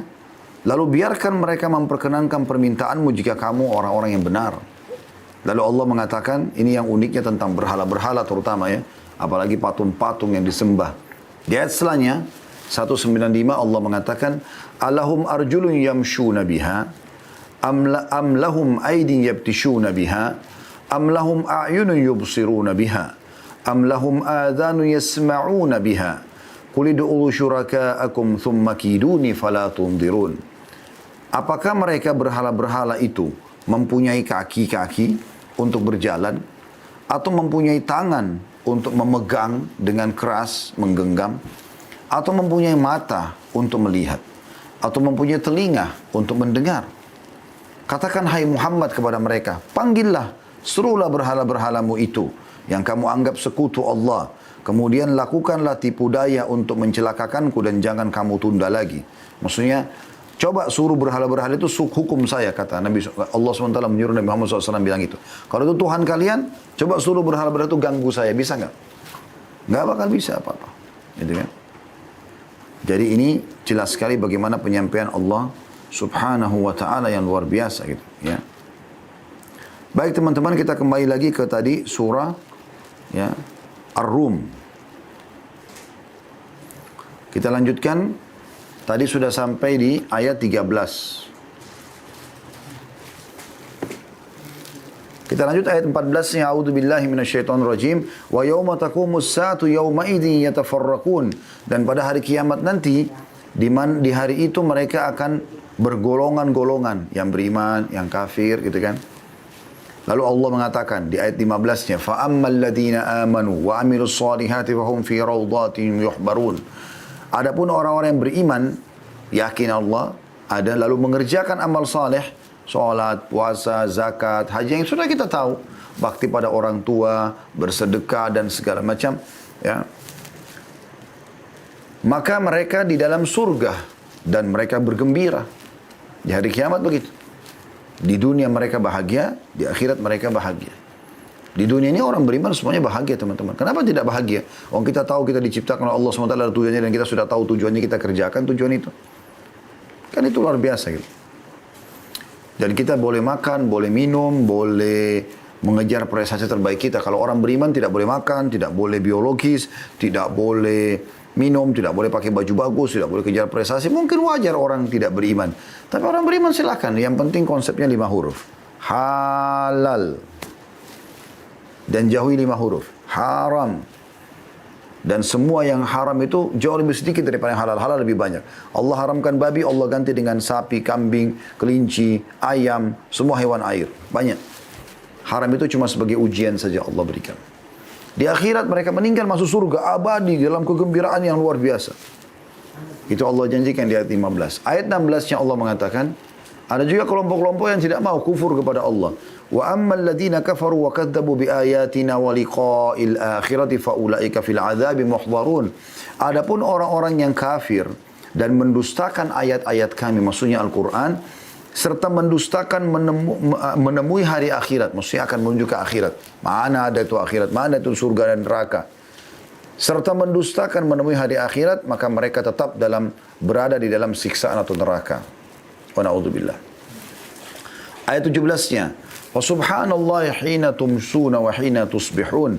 Maka bertasbihlah kepada Allah di waktu kamu berada di petang hari dan juga di waktu kamu berada di waktu subuh. Maksudnya ibadah semua. 24 jam waktu menggunakan untuk taat kepada Allah Subhanahu wa taala. Ya, kita makan, minum, tidur walaupun ada hal yang mubah bisa jadi ibadah di sisi Allah Subhanahu wa taala kalau kita niatkan untuk memberikan hak jasad kita misalnya dan seterusnya. Jadi hal yang wajib, hal yang sunnah, ya, hal yang mubah, semua kita silakan nikmati. Yang haram dan makruh jauhi. Ayat 18-nya, walahul hamdu fis samawati wal ardi wa 'ashiyyan wa hina tudhirun. Dan baginya lah, n-nya besar kata ganti Allah, ya, segala puji di langit dan di bumi dan di waktu kamu berada pada petang hari dan di waktu kamu berada di waktu zuhur. Maksudnya semua yang di langit dan bumi ini bertasbih kepada Allah Subhanahu wa taala. Mereka bertasbih kepada Allah Subhanahu wa taala. Teman-teman juga nanti bisa kuatkan kalau nonton di YouTube, ketik cuplikan keajaiban ciptaan Allah ya. Ada alam hewan dan segala macam, kita bisa lihat itu. Bahkan subhanallah yang uniknya, saya pernah mendapatkan sebuah jawaban yang sangat bagus gitu dari beberapa ulama muslim waktu ditanya, kenapa rata-rata yang jadi ilmuwan di zaman kita sekarang dengan adanya teknologi ini justru orang-orang non-muslim, bahkan orang ateis. Walaupun dia Nasrani, maka kita temukan dia ateis. Ya, ateis dia. Dia tidak yakin tentang Allah Subhanahu wa taala. Kenapa mereka? Apa sebabnya gitu? Kenapa bukan orang-orang beriman yang sudah tahu ada ayat Al-Quran yang bisa ditadabburi? Ya teman-teman, jawabannya sangat luar biasa. Yaitu mereka mengatakan, para ulama kita mengatakan, ya karena memang kita sudah beriman kepada Allah. Mereka belum beriman kepada Allah. Mereka belum beriman kepada Allah. Justru karena mereka tidak beriman kepada Allah, Allah buat mereka yang mengadakan penelitian di dalam laut, di daratan, di udara, bahkan sampai ke bulan, supaya mereka mentok nanti, oh ternyata ada penciptaan. Memang betul. Para ilmuwan mereka mengatakan luar biasa. Ya, saya berapa kali lihat cuplikan itu, para ilmuwan ateis itu cuma bisa mengatakan luar biasa pertahanannya serangga kecil ini. Luar biasa sistem pencernaannya hewan ini. Akhirnya mereka juga mengakui. Lalu dari mana itu semua? Terjadi begitu saja kah? Tanpa ada penciptanya? Kita alhamdulillah sebagai orang muslim sudah dapat bocorannya. Allah SWT memperkenalkan tentang dirinya. Sebentar lagi teman-teman, mulai dari ayat 20 kita lihat bagaimana Allah kenalkan dirinya. Lebih dalam lagi. Mulai dari ayat 19 bahkan. Di sini Allah bilang, kita baca ayat 19 sampai selanjutnya beberapa ayat ke depannya. Allah itu yukhrijul hayya minal mayyiti wa yukhrijul mayyita minal hayy wa yuhyil arda ba'da mautiha wa kadzalika tukhrajun. Dialah Allah yang mengeluarkan yang hidup dari yang mati. Telur kalau kita pecahin masih cair, kita goreng kan makan. Tapi subhanallah, Allah bisa mengeluarkan yang hidup di situ. Kalau dibiarkan diperam oleh induk ayam, maka akan jadi anak ayam. Bagaimana bisa cairan itu tiba-tiba berbentuk-bentuk jadi anak ayam pecah lalu hidup, lalu berkembang biak. Ya. Pohon yang sudah mati, batu, kena hujan, ada lumut, hidup. Dan mengeluarkan yang mati dari yang hidup. Seperti misalnya kita ada luka, kemudian tiba-tiba kulit-kulit yang kita bisa bilang kulit mati keluar dan segala macam. Dan menghidupkan mati sesudah bumi, menghidupkan bumi setelah matinya. Jadi ada tanah-tanah tandus, berapa kali mungkin teman-teman bisa lihat ya. Mungkin lewat di sebuah daerah, Anda lihat di situ tandus. Tidak terlihat pecah-pecah tanahnya gitu. Tapi subhanallah, Allah turunkan hujan sekali saja, tiba-tiba subur. Saya pernah subhanallah waktu itu masih kontrak beberapa tahun di Jakarta. Alhamdulillah Allah mudahkan, sekarang sudah ada tempat ya. Di belakang rumah yang saya kontrak itu ada tanah sedikit, kayak sedikit taman. Subhanallah, saya biasa sering kalau sebelum pergi pengajian siram taman itu kan. Satu waktu saya tersibukkan benar selama mungkin 2 pekan. Saya nggak nyiram di situ ya. Tiba-tiba saya lewat pada saat mau keluar pergi taklim, ada pohon pepaya di belakang rumah. Saya tanya istri saya, ada yang kamu tanam pohon pepaya? Enggak. Lah. Kok bisa subhanallah? Tidak ada juga biji pepaya kami pernah lempar di situ. Kok bisa tumbuh itu? Tumbuh pohon pepaya itu. Dan subhanallah saya ikutin terus pertumbuhan pohon pepaya itu dan sampai berbuah. Buahnya saya petik dan saya makan. Dan saya mengatakan maha suci Allah. Ya, luar biasa. Bagaimana orang tidak melihat fakta ini gitu. Lebih dalam lagi ayat 20 kita baca selanjutnya. Wa min ayatihi an khalaqakum min turabin thumma idza antum basharun tantashirun. Dan di antara tanda-tanda kekuasaannya, N-nya besar kata ganti Allah, ialah D-nya besar kata ganti Allah, menciptakan kamu dari tanah. Kemudian tiba-tiba kamu menjadi manusia yang berkembang biak. Nabi Adam AS dari tanah. Kata Nabi Muhammad SAW, Allah menciptakan malaikat dari cahaya, jin dari api, dan manusia dari tanah liat. Dari tanah kita. Kita dikembalikan ke tanah juga. Kemudian ayat 21-nya, wa min ayatihi. Perhatikan di sini awal kalimat potongan ayat ini selalu wa min ayati, dan dari tanda-tanda kebesarannya Allah, tanda kekuasaannya. An khalaqalakum min anfusikum azwajan litaskunu ilaiha wa ja'ala bainakum mawaddatan wa rahmah inna fi dzalika laayatin liqaumin yatafakkarun. Dan di antara tanda-tanda kekuasaannya ialah dianya besar kata Allah, menciptakan untukmu istri-istrimu dari jenismu sendiri. Kita cenderung dengan lawan jenis kita, kemudian kita mulai berumah tangga, terjadi interaksi biologis, kasih sayang, cinta, suka duka dilalui gitu kan. Supaya kamu cenderung dan merasa tentram kepadanya, terpenuhi kebutuhan biologismu, terpenuhi kebutuhanmu, ya, makan, minum, berinteraksi dan seterusnya. Punya keturunan. Dan dijadikan di antaramu rasa kasih dan sayang. Sesungguhnya pada yang demikian itu benar-benar terdapat tanda-tanda bagi kaum yang berfikir. Artinya Allah subhanahu wa ta'ala membebankan pada kalian syahwat, tapi Allah ajarkan cara pelampiasannya, yaitu nikah. Dan Allah larang yang tidak benar, tidak sesuai dengan syariatnya, yaitu zina. Dua-dua pelampiasan biologis, tapi nikah penuh dengan kebahagiaan. Silakan lampiaskan biologis pada saat kangen dengan pasangan, tapi pasangan halal. Kan gitu. Ayat 22-nya, wa min ayatihi, lagi termasuk tanda-tanda kekuasaannya Allah. Khalqus samawati wal ardi wa ikhtilafu alsinatikum wa alwanikum. Inna fi dzalika laayatin lil alamin. Termasuk di antara tanda-tanda kekuasaannya, N-nya besar kata ganti Allah, ialah ia menciptakan langit dan bumi dan berlain-lain bahasamu dan warna kulitmu. Beragam macam bahasa. Kita tahu di Indonesia ini kita punya luar biasa. Kalau tidak salah ada 6.000 bahasa, gitu kan. Bagaimana dengan seluruh dunia? Bisa saja kampung ini sama kampung sebelah, suku ini sama suku sebelah sudah berbeda bahasanya. Dan juga warna kulitmu, ada yang hitam, ada yang sawo mateng, ada yang putih, ya, dan seterusnya. Itu tanda-tanda kebesaran Allah. Bukankah manusia cuma dari satu, Adam dan Hawa? Bagaimana bisa ini semua bisa berkembang biak dan berubah, berwarna-warni? Begitu juga ini tampan sekali, ini jelek, ini cantik sekali, ini jelek. Itu semua tanda-tanda kebesaran Allah. Allah yang menunjukkan kemahabesarannya, dia bisa menciptakan apapun yang dia inginkan. Sesungguhnya, pada yang demikian itu benar-benar terdapat tanda-tanda bagi orang yang mau mengetahui. Artinya orang yang mau mengenal Tuhannya. Di ayat 23-nya, wa min ayatihi, lagi diulangi, dan tanda-tanda kekuasaannya Allah. Manamukum bil-laili wan-nahari wabtigha'ukum min fadli. Inna fi dzalika laayatin liqaumin yasma'un. Dan di antara tanda-tanda kekuasaannya adalah tidurmu di malam hari. Tidur itu tanda-tanda kebesaran Allah. Siapa yang buat itu? Siapa yang buat kita ngantuk, lalu kita tidur, tidak sadarkan diri dan segala macam. Lalu tubuh kita bisa istirahat. Dan siang hari, itu juga ada tidur siang, ada juga beraktivitas siang hari. Dan usahamu mencari sebagian dari karunia-Nya. Kita terfikir untuk kuliah, prestasi, bekerja, bisnis, dan segala macam. Sesungguhnya pada demikian itu benar-benar terdapat tanda-tanda bagi kaum yang mau mendengarkan. Ini Allah, dari tadi Allah ucapkan ya, yang mau mengetahui, yang mau mendengarkan, yang mau berfikir. Di ayat 24-nya, wa min ayatihi yurikumul barqa khaufan wa tama'an wa yunazzilu minas sama'i ma'an fayuhyi bihil arda ba'da mautiha. Inna fi dzalika laayatin liqaumin yaqilun. Dan di antara tanda-tanda kekuasaannya, N-nya besar masih kata-kata Allah, D-nya besar kata-kata Allah, memperlihatkan kepadamu kilat.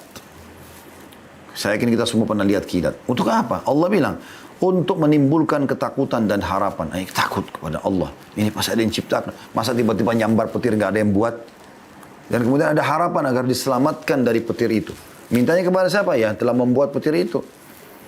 Dan D-nya lagi besar, menurunkan hujan dari langit. Bagaimana bisa teman-teman sekalian, Anda tidak berpikir bahwasanya itu adalah ada yang mengaturnya. Gitu kan? Bagaimana bisa tiba-tiba turun hujan tanpa ada yang menumpahkan dari langit? Tidak mungkin. Mustahil. Enggak. Ya kan kadang-kadang kita bisa pernah lihat, mungkin teman-teman berapa kali menyaksikan. Saya pernah jalan di jalan tol, ini hujan deras. Di sebelahnya enggak hujan sama sekali. Siapa yang mengatur? Itu kan luar biasa gitu. Saya pernah mau keluar rumah, pengalaman pribadi dari rumah waktu itu. Kemudian teman-teman sekalian mau pergi taklim, biasanya sebelum pergi taklim saya siram tanaman depan rumah. Nah memang saya pribadi suka dengan itu gitu kan. Subhanallah, Biasanya saya kalau siram itu, saya pasti selesaikan baru saya pergi pengajian. Waktu itu biasanya saya jam 9 keluar, jam 10 mulai taklim misalnya. Itu saya agak telat, setengah 10 saya baru keluar. Saya bimbang antara saya lanjutin siram air tanaman atau saya langsung pergi taklim gitu kan. Tapi kesian juga tumbuhan ini makhluk Allah juga gitu. Saya mau cari pahala juga, itu kan dapat pahala kalau kita merawat makhluk Allah gitu kan. Yang jelas teman-teman sekalian, pada saat itu subhanallah, hikmah Allah, padahal panas matahari ya. Saya lagi siram, tiba-tiba ada hujan yang biasa kita bilang hujan lari ya. Hujan aja sepintas. Hujan berapa detik gitu, terus hilang hujannya. Tapi itu semua wilayah yang di dekat sempat saya tinggal di Condet, itu semuanya basah. Hanya hitungan detik. Lalu saya mengatakan, Maha Suci Allah, Subhanallah. Allah kalau mau semuanya selesai. Mungkin saya pribadi manusia yang lemah ini, makhluk yang lemah, butuh untuk menyiram seluruh tanaman saya tidak kurang dari 20-30 menit baru bisa menyelesaikan semua. Ini dengan hitungan detik semuanya bisa kena. Maha Suci Allah. Makanya Allah mengatakan, dan dia menurunkan hujan dari langit, lalu menghidupkan bumi dengan air itu sesudah matinya. Tanah kering pun gersang, kena air hujan, hidup. Sesungguhnya pada demikian itu benar-benar terdapat tanda-tanda bagi kaum yang mempergunakan akalnya. Ayat 25-nya, wa min ayatihi an taqumas sama'u wal ardu bi amrih, thumma idza da'akum da'watan minal ardi idza antum takhrujun. Dan termasuk di tanda-tanda kekuasaan Allah ialah berdirinya langit tanpa tiang, kita bisa lihat, dan bumi dengan iradahnya, dengan keinginannya Allah. Bumi ini bisa kita cocok tanam, bisa kita bangun di atasnya, bisa kita ambil hasilnya. Kemudian apabila dia memanggilmu, Allah memanggil, ya, sekali panggilan nanti di hari kiamat dari bumi, maka pada saat itu kalian keluar dari kuburan. Lalu Allah bilang di ayat setelahnya, dan ini luar biasa penutupannya ya. Bagaimana Allah subhanahu wa ta'ala mengatakan,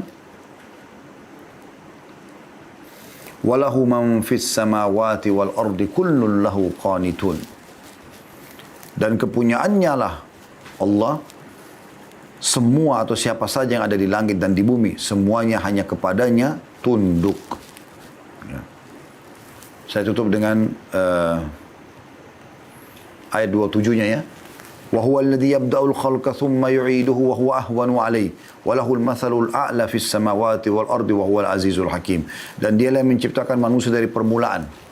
Jadi sudah kita jelaskan dari sperma dan sel telur, kemudian berubah menjadi kumpalan darah, daging dan seterusnya. Kemudian yang juga akan mengembalikan atau menghidupkannya kembali setelah hancur di kuburan ya, atau setelah masuk dalam kuburan, karena kata Nabi SAW, semua tubuh kalian akan dimakan oleh tanah kecuali tulang ekor kalian, yang darinya lah Allah menghidupkan kalian lagi. Dan menghidupkan kembali nanti hari kiamat adalah lebih mudah baginya, bagi Allah SWT, daripada menciptakan awal. Dan baginya lah sifat yang maha tinggi di langit dan di bumi, dan dialah yang maha perkasa, lagi maha bijaksana. Ini teman-teman sekalian luar biasa bagaimana ayat-ayat Allah SWT. Ini baru sebagian kecil ya, yang kita pelajari dari ayat-ayat Al-Quran, yang bagaimana Allah Subhanahu Wa Ta'ala memperkenalkan dirinya.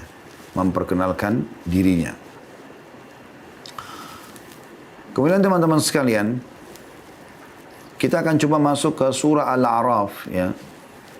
Surah nomor 7 ayat 59.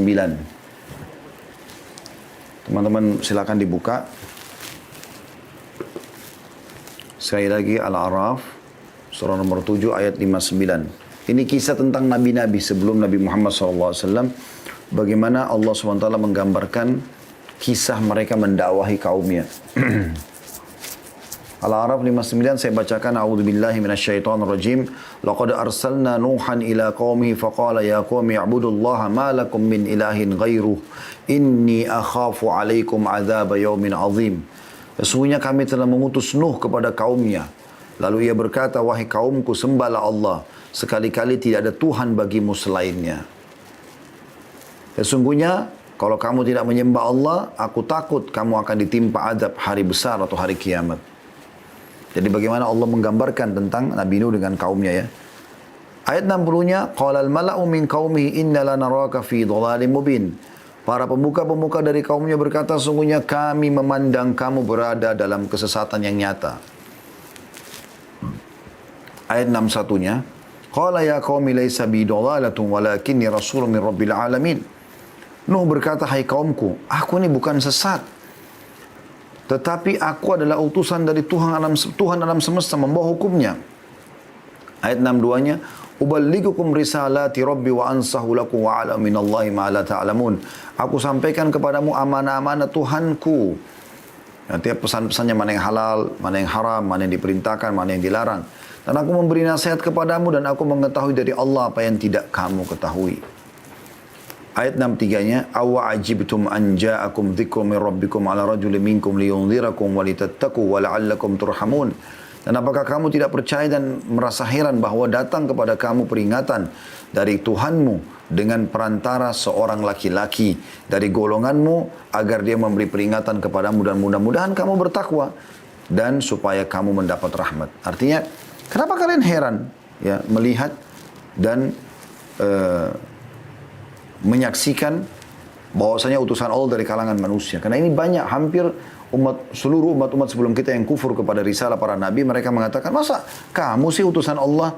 Masa kamu manusia? Padahal sebenarnya Allah sengaja mengutus dari kalangan manusia supaya kita mudah untuk mengikutin. Kalau dari kalangan malaikat, mungkin mereka tidak tidur. Mereka tidak pernah ada kekurangan. Ya, mereka bahkan malaikat diciptakan langsung. Diciptakan oleh Allah, dewasa, bisa bekerja langsung, bisa bertugas. Kalau kita kan prosesnya melahirkan, bahkan nabi-nabi dan termasuk Nabi Muhammad SAW sendiri melalui proses seperti kita.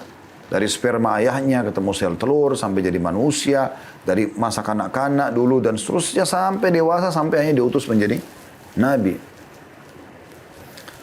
Ayat 64-nya, "Fakadzabuhu fa'anjaynahu walladzina ma'ahu fil fulki wa agraqna alladzina kadzabu biayatina innahum kanu qauman 'amin."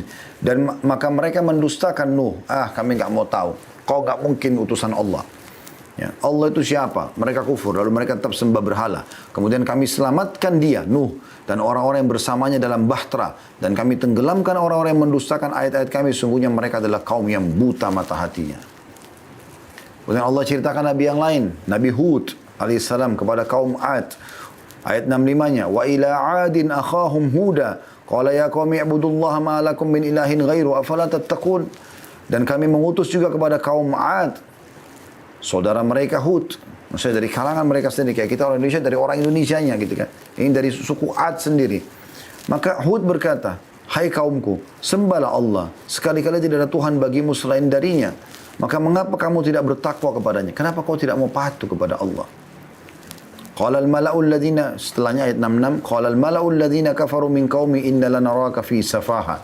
Inna lanaraka fi safahatin wa inna lanadhunnuka minal kadhibin." Pemuka-pemuka kaum yang kafir dari kaumnya berkata, "Sesungguhnya kami benar-benar memandang kamu dalam keadaan kurang akal." Kau ini bodoh, Hud. Dari mana kau ngomongin Tuhan tidak kelihatan? Gitu kan. Sesungguhnya kami benar-benar memandang kamu dalam keadaan kurang akal dan sesungguhnya kami menganggap kamu termasuk orang-orang yang berdusta.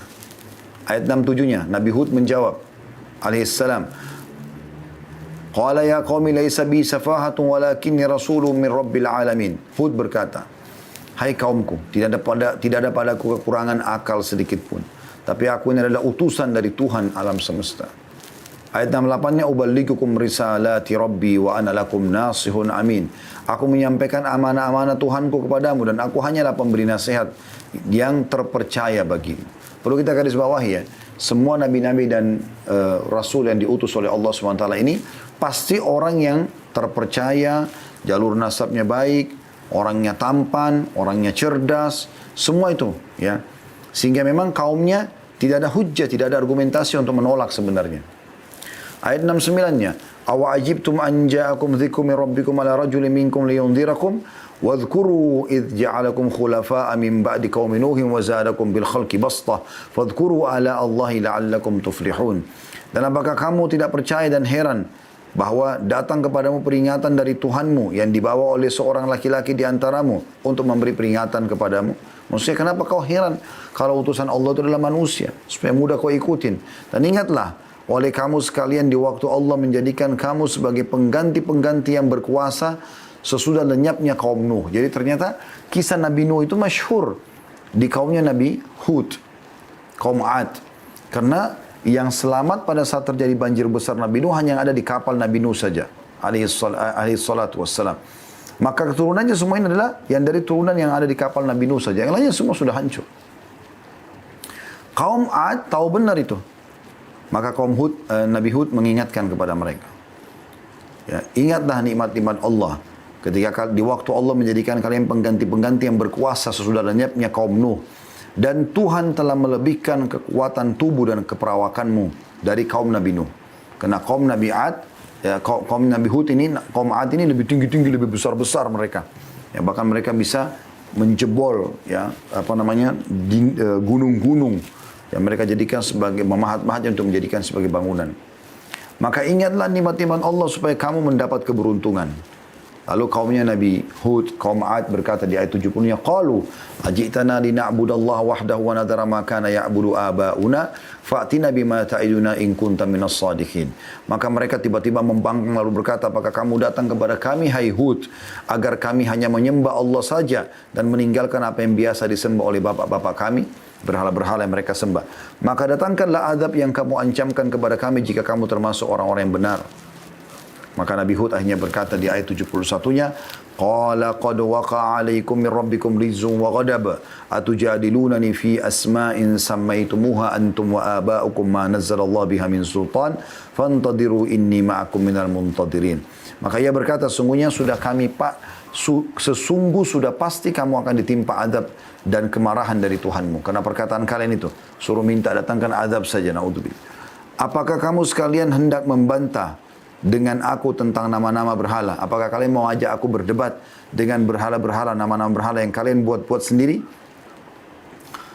Yang kalian dan beserta nenek moyang kalian menamakannya, padahal Allah sekali-kali tidak menurunkan hujah untuk itu. Allah nggak pernah suruh sembah-sembah berhala itu. Maka tunggulah azab, sungguhnya aku juga termasuk orang yang menunggu bersama kamu. Lalu ayat 72-nya, فَأَنْجَيْنَاهُ وَالَّذِينَ مَعَهُ بِرْحَةٍ مِنَّا وَقَطَعْنَا دَابِرَ الَّذِينَ كَذَّبُوا بِآيَاتِنَا وَمَا كَانُوا مُؤْمِنِينَ. Maka kami selamatkan Hud beserta orang-orang bersamanya dengan rahmat yang besar dari kami.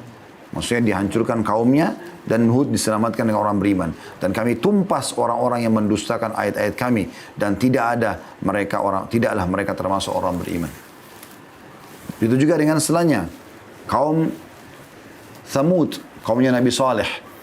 Ayat 73-nya, wa ila Thamud akhahum salihah qala ya qaumi ibudullaha ma lakum min ilahin ghairuh. Qad ja'atkum bayyinatun min rabbikum hadhihi naqatullahi lakum ayah fadharuha ta'kul fi ardillah wa la tamassuha bisu'in fayakhudhukum 'adzabun alim. Dan kami mengutus juga kepada kaum Thamud, saudara mereka Saleh, maksudnya dari kaum mereka sendiri, dari suku mereka. Ia berkata, hai kaumku, sembahlah Allah, sekali-kali tidak ada Tuhan bagimu selainnya. Jangan cari lagi Tuhan selain Allah, enggak ada gunanya. Karena semua Tuhan selain yang diakui sebagai Tuhan selain Allah, coba tanya apa andil mereka dalam kehidupan kita. Sesungguhnya telah datang bukti yang nyata kepadamu dari Tuhanmu. Ya, unta betina Allah ini menjadi tanda bagimu. Maka biarkanlah dia makan di bumi Allah dan jangan kalian mengganggunya dengan gangguan apapun. Karena sesungguhnya kamu akan ditimpa siksaan yang pedih. Jadi rupanya waktu Nabi Nuh AS berdakwah di kaumnya, teman-teman sekalian, saya ingin berbagi sedikit di sini. Maka Nabi Nuh selalu bilang, ingatlah, sembahlah Allah. Mereka selalu pungkiri. Sampai akhirnya puncaknya mereka mengatakan, hai Nuh, kau mau kami beriman? Kata Nabi Nuh, iya. Lalu mereka tunjuk ada satu gunung yang saya bilang, saya sendiri pernah datang ke lokasi itu ya. Gunungnya itu memang agak unik, besar sekali gitu ya. Keyakinan para pakar sejarah dari situlah, gunung itulah ya. Maka mereka tunjuk gunung itu. Coba keluarkan dari gunung ini unta betina.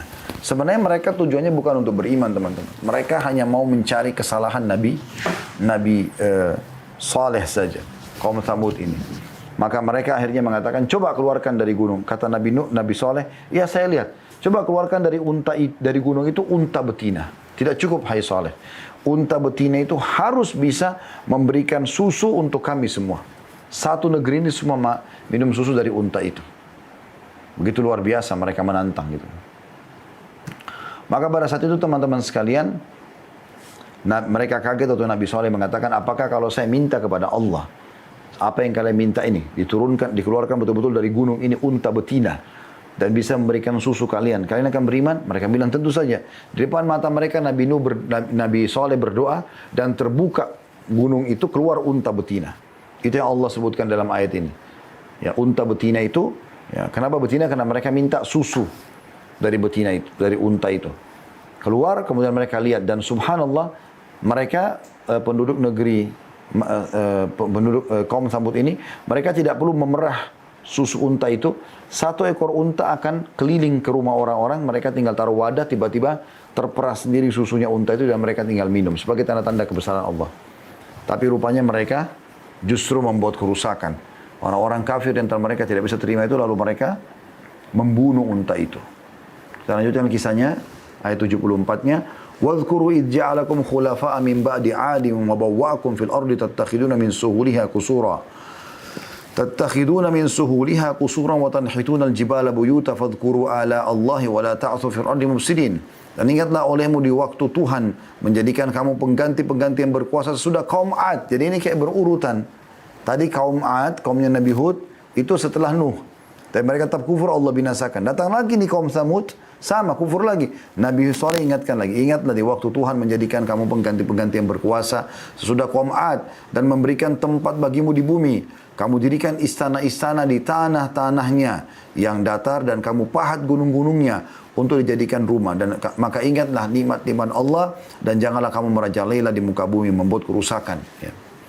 Ayat 75-nya. Qala al-mala'u alladhina istakbaru min qaumihi lil ladzina istud'ifu liman amana minhum ata'lamuna anna salihan mursalun min rabbi qalu inna bima ursila bihi mu'minun.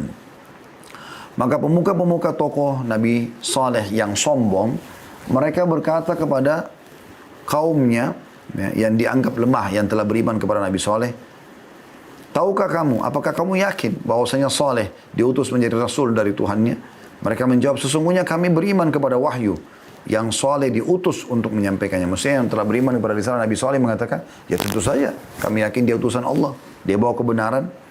Qala alladziina istakbaru, di ayat 76-nya. Dan berkatalah kaumnya yang menyombongkan diri, inna billadzi amantu bihi kafirun. Sesungguhnya kami adalah orang-orang yang tidak percaya kepada apa yang kamu beriman itu. Lalu ayat 77, fa'aqarun naqata wa ataw an amri rabbihim wa qalu ya Salih utina bima ta'iduna in kunta minal mursalin. Kemudian mereka sembeli unta betina itu dan mereka berlaku angkuh terhadap perintah Tuhan dan mereka berkata, hai Saleh, datangkanlah apa yang kamu ancamkan kepada kami jika betul kamu adalah utusan Allah. Maka ayat 78-nya Allah menggambarkan fa'akhadathumur rajfatu fa'asbahu fi darihim jathimin. Karena itu mereka ditimpa gempa. Maka jadilah mereka mayat-mayat yang bergelimpangan di tempat tinggal mereka sendiri. Ayat 79-nya. Fatawalla anhum wa qala ya qaumi laqad ablagtukum risalata rabbi wa nasahtu lakum walakin la tuhibbunan nasihin. Maka Saleh meninggalkan mereka seraya berkata, hai kaumku, sesungguhnya aku telah menyampaikan kepadamu amanah Tuhanku. Aku telah sampaikan syariatnya dan aku telah memberi nasihat kepadamu, tetapi kamu tidak menyukai orang-orang yang memberikan nasihat. Kita tutup dengan kisah Nabi Lut ya setelah ini. Karena ini kisah Nabi banyak sekali, ada 25 Nabi dan Rasul. Tapi kita ambil contoh-contohnya saya, karena ini berurutan kisah yang disampaikan. Di ayat 80-nya tentang kisah Nabi Lut alaihissalam. Walutan idh qala liqaumi ata'tuna al-fahishata ma sabakakum biha min ahad minal alamin. Dan kami juga mengutus Lut kepada kaumnya. Ingatlah tak kala dia berkata kepada mereka. Kalau kata-kata ingat dalam Al-Quran, saya pelajarilah ya. Mengapa kamu mengerjakan perbuatan fahisyah, perbuatan keji, buruk, yang belum pernah dikerjakan oleh seorang pun di dunia ini? Apa yang mereka kerjakan? Ayat 81 menggambarkan, innakum la ta'tuna ar-rijala syahwatan min dunin nisa, bal antum qaumun musrifun. Sesungguhnya kalian atau kamu mendatangi laki-laki untuk melepaskan nafsumu kepada mereka, bukan kepada wanita. Malah kamu ini adalah kaum yang melampaui batas. Jadi rupanya mereka suka homoseksual. Jadi kaum wanita itu tidak ada yang dinikahi kecuali 1-2 orang hanya untuk memberikan keturunan. Bahkan saking buruknya kaum Lut ini, ya naudzubillah, Allah SWT binasakan mereka kalau mereka lagi di kafenya ya, di restoran atau apa, sementara nunggu orderan mereka bisa homoseksual di tempat duduk itu. Wa naudzubillah. Jadi perbuatan yang fahisyah, yang buruk sekali. Ayat 82-nya, wa ma kana jawaba qaumi illa an qalu akhrijuhum min qaryatikum innahum unasun yatatahharun. Maka kaumnya Nabi Lut menjawab, usirlah Lut dan pengikut-pengikutnya dari kotamu ini. Sungguhnya mereka adalah orang-orang yang berpura-pura mensucikan diri. Pura-pura aja tuh nggak mau homo. Udah, kita usir saja mereka. Lalu ayat 83-nya Allah mengatakan fa'anjainahu wa ahlahu illa imra'atahu kanat minal ghabirin. Maka kemudian kami selamatkan dia, maksudnya Nabi Lut dan pengikut-pengikutnya kecuali istrinya, istri Nabi Lut. Karena istri Nabi Lut tidak mau beriman dan malah mendukung kaumnya dalam melakukan homoseksual. Dia termasuk orang-orang yang tertinggal atau dibinasakan. Ayat 84-nya wa amtarna alaihim matara fandur kaifa kana akibatul mujrimin. Dan kami turunkan kepada mereka hujan batu dan perhatikan bagaimana kesudahan orang-orang yang berdosa itu. Sampai hari ini masih ada ya. Saya bilang tadi di Laut Mati antara Jordan sama Palestina itu tempat peninggalan kaum Lut. Setelahnya ada kisah Nabi Shu'aib di negeri Madian, ada Musa di Mesir ya, dan Palestina. Ini semua kisah-kisah cukup banyak, panjang lebar tentang masalah ya kuasa Allah Subhanahu wa taala ya orang-orang yang telah Allah selamatkan bersama dengan orang beriman dan Allah binasakan orang-orang yang kafir ya. Baik teman-teman, yang poin ketiga dan mungkin saya fokuskan di sini ya. Ada 4 poin, kita tutup dengan ini. Poin ketiganya adalah saya ingin menjawab, kalau ada yang bertanya lebih jauh, teman-teman mengatakan, lalu Ustaz, Allah ada di mana? Kenapa Allah tidak terlihat? Setelah panjang lebar kita jelaskan tadi 2 poin itu, maka jawabannya adalah teman-teman sekalian, perlu Anda tahu bahwasanya semua nabi-nabi memang belum ada yang bertemu langsung atau melihat secara langsung Allah Subhanahu wa taala. Makanya Anda bisa buka di surah Al-A'raf, masih surah yang sama tadi ya. Al-A'raf Anda buka di ayat 143-nya. Kisah tentang Nabi Musa alaihissalam. Ya. Nabi Musa alaihissalam terkenal sebagai kalimullah.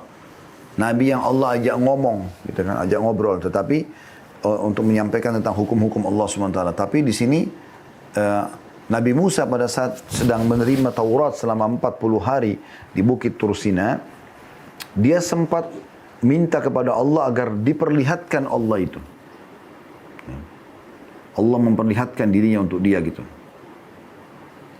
Lalu Allah ya, memperlihatkan kepada Musa keajaiban yang luar biasa, bagaimana gunung-gunung berhancuran, bertabrakan pada saat memang dia minta kepada Allah SWT agar melihat Allah itu. Artinya gunung-gunung dan semua makhluk Allah tidak ada yang mampu menampung kedatangan Allah SWT.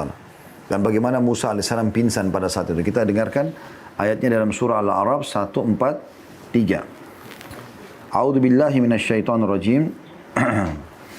Walamma jaa Musa limiqatina wa kallamahu rabbuhu qala rabbi arini anzur ilaik. Qala lan tarani walakin anzur ila al-jabal fa in istaqarra makanahu fa sawfa tarani.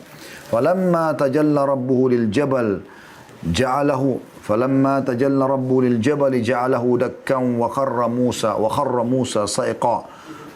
وخر موسى صعقا فلما أفاق قال سبحانك تبت إليك وأنا أول المؤمنين. Dan ketika Musa datang untuk munajat, ya, di sini maksudnya adalah menerima ya, perintah Allah Subhanahu wa taala pada waktu yang telah kami tentukan, dan Tuhan telah berfirman langsung kepada Musa. Musa berkata, ya Tuhanku, tampakkanlah dirimu kepadaku agar aku dapat melihat engkau. Allah berfirman, engkau tidak akan sanggup melihatku.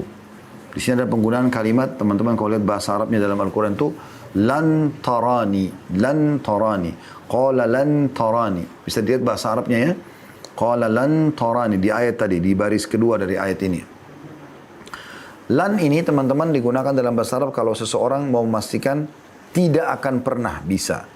Jadi ada la biasa itu berarti tidak bisa.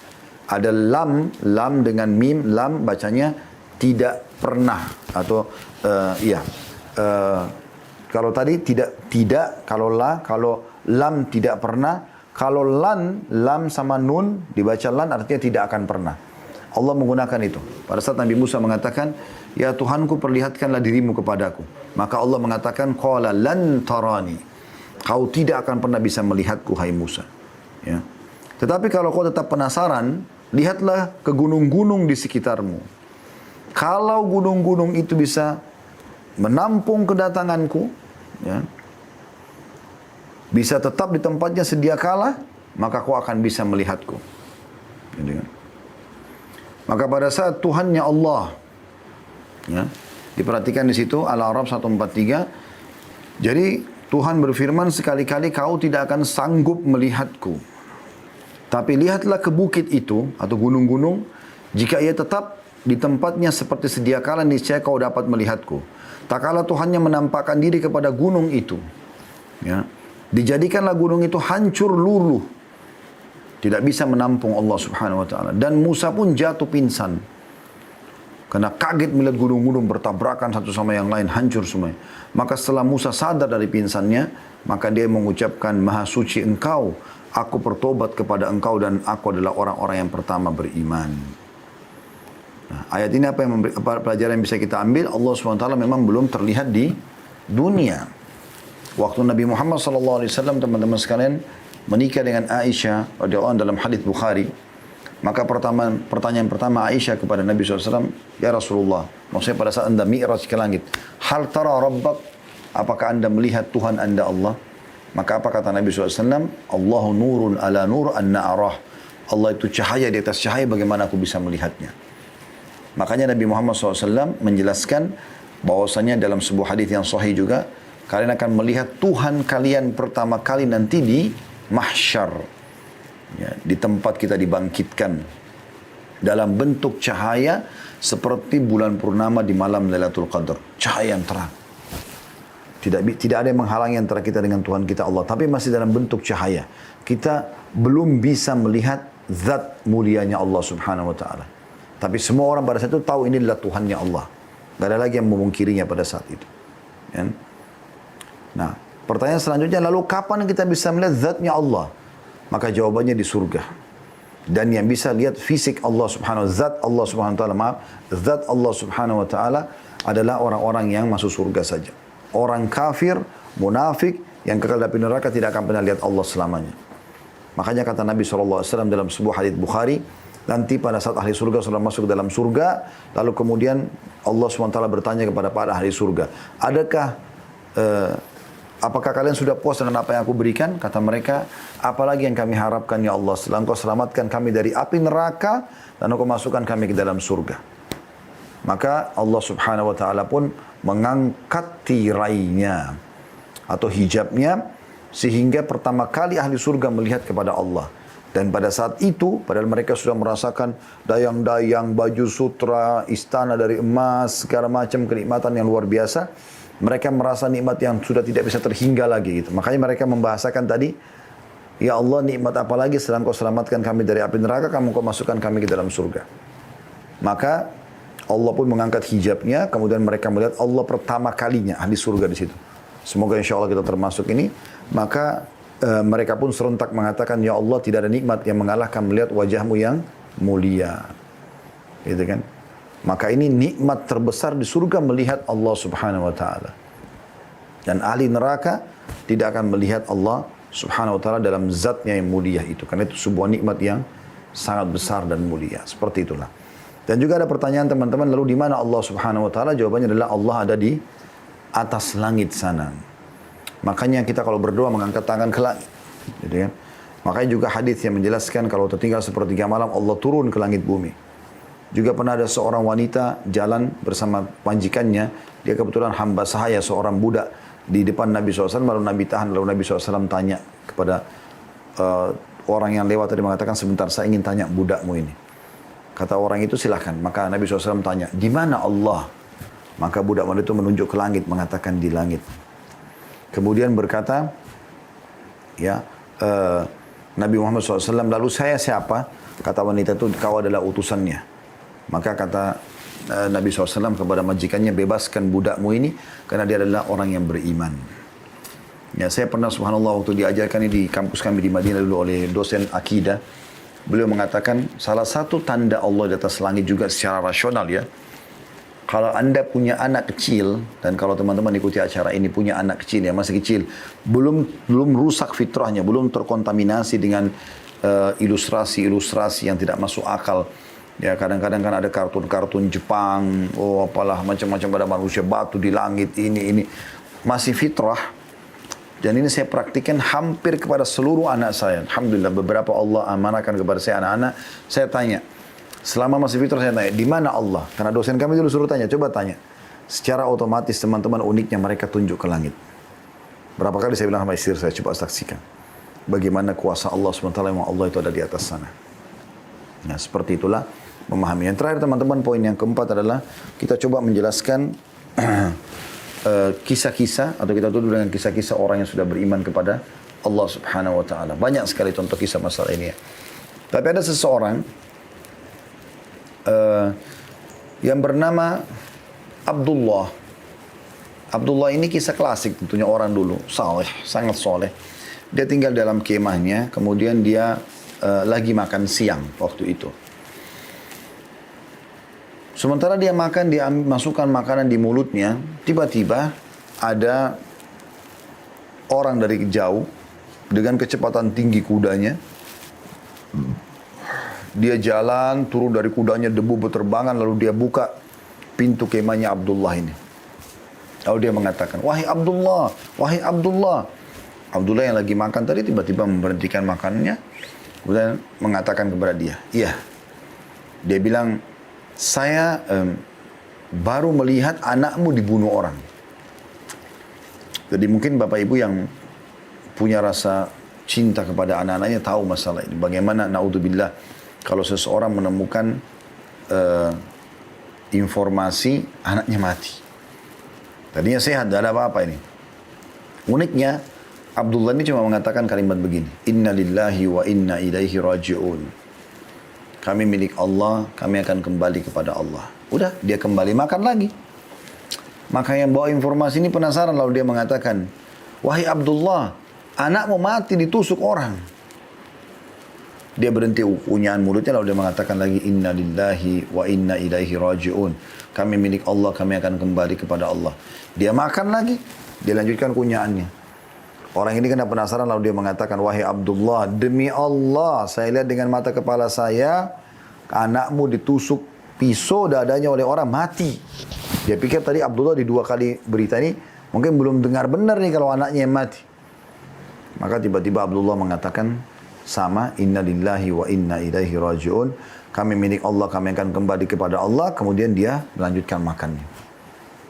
Orang ini penasaran sambil dia mengatakan, wahai Abdullah, jelaskan kepada saya, bagaimana bisa kamu dapat informasi tentang kematian anakmu dan kamu masih tetap santai aja begini? Maka kata Abdullah, duduklah. Ini anaknya mati, dia masih bisa menasihatin orang.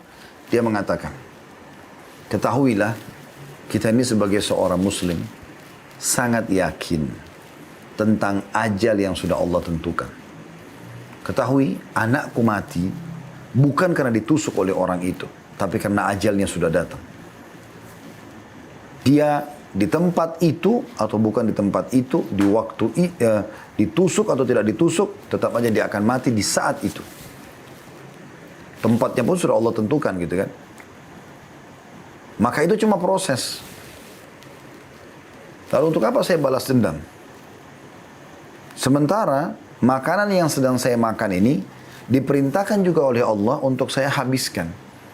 Kalau yang seperti mungkin yang kau gambarkan, saya akan bingung, saya akan panik, saya akan buang makanan ini, saya akan mubadzir. Dan Allah mengatakan, innal mubadzirina kanu ikhwana syayatin, wa kana syaitanu rabbihi kafura. Sesungguhnya orang-orang yang mubadzir itu adalah saudaranya syaitan, dan syaitan itu kufur kepada Tuhannya. Maka saya akan makan makanan ini, memberikan haknya, lalu saya akan urus jenazah anak saya. Begitu mudahnya orang beriman melalui permasalahan yang sangat berat di mata sebagian orang yang tidak beriman kepada Allah atau kurang beriman kepada Allah. Kita tahu teman-teman, kisah yang lain, ada seseorang juga salafus saleh, tapi saya tidak temukan namanya siapa. Orang ini dia lakukan perjalanan perniagaan dari negeri Syam, dari Irak ke negeri Syam ya pada saat itu. Dan zaman dulu orang cuma andalkan cahaya matahari. Jadi mereka jalan di siang hari kayak kita sekarang ini, jalan terus keliling-keliling sampai kalau maghrib tiba malam, mereka nginep di situ. Tunggu besok pagi terbit matahari baru mereka jalan lagi. Supaya terang, mereka belum punya penerangan kayak kita sekarang. Transportasinya juga masih sangat sederhana sekali kan. Masih kuda, unta zaman dulu gitu. Maka orang ini pun teman-teman sekalian, pas tiba maghrib, setelah perjalanan ya seharian, dia berada di tengah hutan. Dan pada saat itu gelap, dia tidak bisa buat apa-apa. Maka dia ambil kesimpulan untuk tidur di situ. dia wudhu, dia jamak sholat maghrib isya, lalu dia tidur. Di awal malam, kayak kita sekarang sekitar jam 11 malam, jam 12 malam, dia bangun untuk sholat tahajud. Dia ceritakan tentang dirinya. Lalu kemudian dia bilang, saya sholat. Begitu saya selesai sholat 2 rakaat, tiba-tiba saja di depan mata saya ada seekor harimau yang membuka mulutnya dengan besar dan akan menerkam saya. Kelihatan harimau ini memang sudah kelaparan, akan menerkam saya. Pada saat itu saya tiba-tiba berpikir, kalau saya tiba-tiba meninggalkan, saya lari misalnya, maka tetap harimau ini akan bisa menangkap saya, menerkam saya. Karena memang dasarnya dia lebih kuat dan lebih menguasai hutan itu. Dan tentu matanya lebih terang. Ya, Allah SWT berikan kelebihan seperti itu hewan. Ya. Mereka bisa memangsa di malam hari. Maka dia bilang, pada saat itu muncul keimanan saya kepada Allah. Lalu saya mengatakan, wahai harimau. Dia bilang, saya bicara dengan harimau itu, wahai harimau. Kalau seandainya Allah yang telah menciptakan aku dan kamu mengutusmu untuk memakanku, aku tidak akan melawan. Tetapi kalau seandainya engkau datang hanya untuk mengganggu ibadahku kepada Allah, ini aku lagi mau sholat malam, maka aku akan minta kepada Allah yang telah menciptakan aku dan kamu untuk menghancurkanmu. Dalam kisah ini dinukil oleh para ulama salaf tentang kisah nyata beriman kepada Allah. Tiba-tiba harimau tersebut yang tadinya matanya melotot, gigi taringnya diperlihatkan, tiba-tiba meredupkan pandangan matanya, menutup mulutnya lalu meninggalkan orang saleh. Benang merah apa yang kita bisa ambil pelajaran dari sini? Bagaimana harimau pun yang buas adalah ciptaan Allah Subhanahu wa taala. Seluruh yang di langit dan di bumi adalah milik Allah. Maka bergantung menyembah Allah adalah sebuah kata kunci kebahagiaan yang luar biasa. Allahu a'lam. Tentu teman-teman saya ajak untuk semua yang mengikuti acara kita sekarang ini, baik yang sekarang ataupun siaran ulangnya nanti, jangan luput untuk mendengarkan ceramah kami berhubungan dengan ini. Judulnya Kenalilah Tuhanmu Kau Akan Bahagia. Dan yang kedua, judulnya Saudaraku Ini Adalah Rahasia Rezekimu. Ini ada 15 kiat untuk menambah rezeki. Kemudian yang ketiga adalah, ada bahasan saya juga, saudaraku inilah pondasi agamamu. Kemudian juga yang keempat adalah mutiara musibah dan cobaan. Semua ini insya Allah akan menambah dan menguatkan keimanan anda kepada Allah Subhanahu wa ta'ala.